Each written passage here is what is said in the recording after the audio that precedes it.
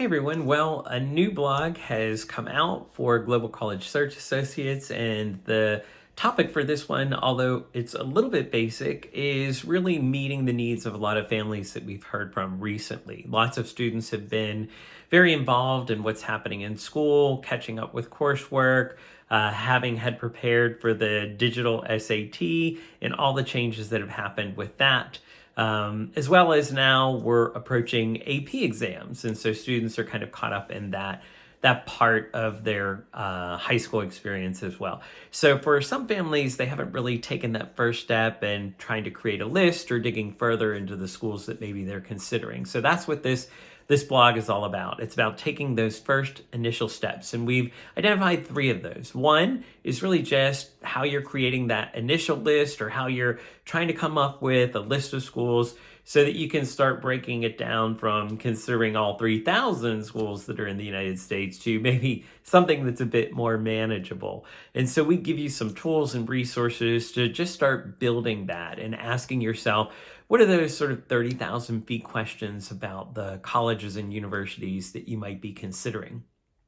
The next is, once you've sort of got that short list, or maybe you have some schools that you know you're definitely applying to, like your state school or something like that, it's all about how to start interacting with that school. And sometimes that first step is attending a college fair, talking with a rep that's there, and that can even give you an opportunity to find or hear about schools that maybe you don't really know about. And those college fairs are happening in high schools, they're happening in regional areas or local communities. Organizations are putting those together.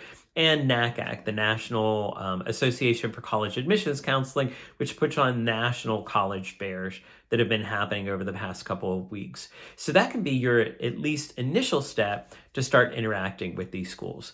And then once you've completed that process and maybe have a narrower list, or maybe it's just increased your interest in certain schools, it's all about taking that next step to visit with the schools. And that can either be virtual. A lot of students will choose to not fly across the United States to the other side if that's maybe one of the schools.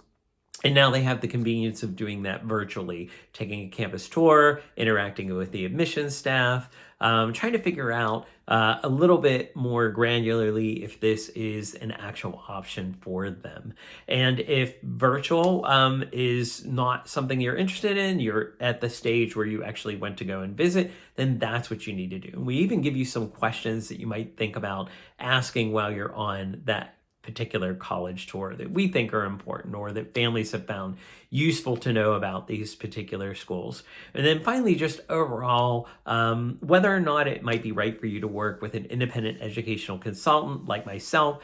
Certainly, we, tell families that it's important that they work with a certified educational planner or educational consultant. IECA is one of those associations that certifies individuals like myself, that helps ensure you, as the consumer, that you're actually hiring someone who has significant knowledge in the field. Because if you're going to invest in something like this process, you want to make sure that you've got a professional who's actually going to help you and is knowledgeable. So please always look for that seal of approval from IECA when you're thinking about working with an independent educational consultant. So we hope that you find this blog article useful, and you look forward to the next one as well, as we take you through this step-by-step journey of the college search and selection process.